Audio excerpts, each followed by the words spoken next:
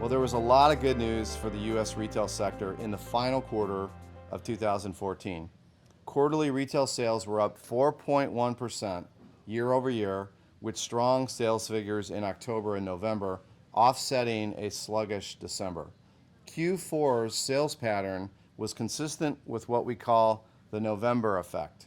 This is where consumers are doing more of their holiday shopping in November, which is impacting sales activity numbers in December.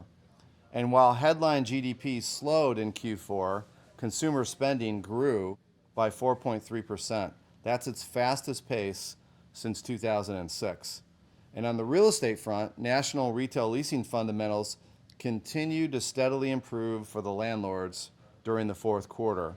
Occupancy levels ticked up, with net absorption positive for the 14th straight quarter. Availability edged down, and asking rents continued their steady climb upward, with 2014 marking the first full year of rent growth since the Great Recession. Development activity remains near historic lows. No change in that. Right now, demand is being driven largely by smaller formats, like quick service restaurants, rather than anchor tenants, which are struggling today amid the stronger competition from e-commerce players. Remember, in prior cycles, developers would secure these large anchor tenants to underwrite their developments. But with anchor tenants difficult to come by, developers need to design for centers that are a lot less dependent on bigger stores. So finding financing for new construction is a challenge. Like retailers, lenders are also trying to get a handle on what the future of retail looks like. And it's not easy when consumer tastes are rapidly changing because of e-commerce and technology really reshaping the way we all spend. Until there's more clarity, institutions will take a cautious approach toward underwriting most types of retail developments.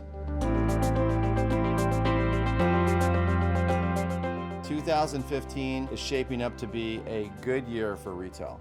The U.S. economic expansion will continue amid robust employment growth, as GDP could reach 3% in 2015. This bodes well for consumer demand. And consumer spending will also ramp up thanks to lower oil prices, which will put more money in the pockets of shoppers, and the stronger dollar, which will drive down the cost of imported goods.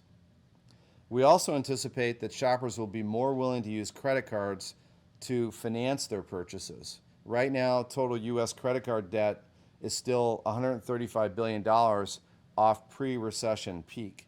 So in this environment, annual retail sales growth could top 5% in 2015. And with construction activity expected to remain near historic lows in the near term, demand will outstrip supply, which will push availability rates down and for sure rents higher.